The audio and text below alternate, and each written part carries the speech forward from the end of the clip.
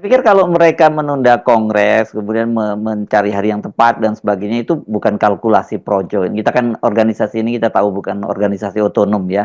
Mereka ini organisasi yang sangat bergantung sepenuhnya pada Jokowi. Jadi merah kata Jokowi, merah pula kata mereka, hitam kata Jokowi, hitam pula kata mereka. Jadi ini kita bisa melihat bahwa lebih pada kalkulasi dari Jokowi, ya.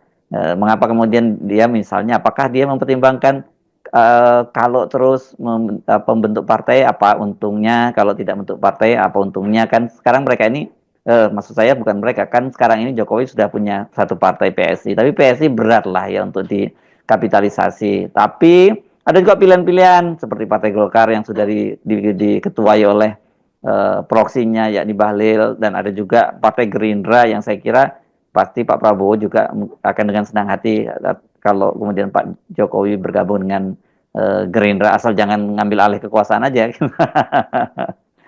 Penundaan itu tentu juga terkait dengan dinamika politik hari-hari ini, terutama pilkada itu yang memerlukan kalkulasi dari Projo. Apakah ada celah bagi Projo untuk masuk di dalam peta politik sebagai pemain baru, sementara PDIP mendominasi sebetulnya kemenangan pilkada di daerah, kan itu juga saya kira satu kalkulasi, atau ada kalkulasi baru karena Jokowi mungkin menghendaki untuk langsung pergi ke Golkar atau minta ditawar oleh Golkar atau pergi ke Gerindra. Jadi semua itu menjadi ukuran keseriusan dari kongres yang akhirnya dibatalkan atau ditunda. Nah, kesempatan ini tentu bagi PDIP akan dilihat atau dinilai sebagai kelemahan Jokowi, kan. Jadi PDIP tentu menganggap bahwa Jokowi mau nantangin ini kalau mau bikin partai, ternyata cute juga dia tuh. Kira-kira begitu. Kalau saya masuk dalam cara berpikir PDIP itu menganalisis potensi Projo menjadi partai. Kan bagi PDIP dulu Projo itu ya satu lokasi lah, satu habitat dengan PDIP. Kalau sekarang kan lain tuh, jadi Projo mau ambil konstituen mana tuh, mau ambil PSI yang sebetulnya tidak signifikan lagi tuh, tidak mungkin mengambil wilayah-wilayah keagamaan atau komunitas keagamaan tuh.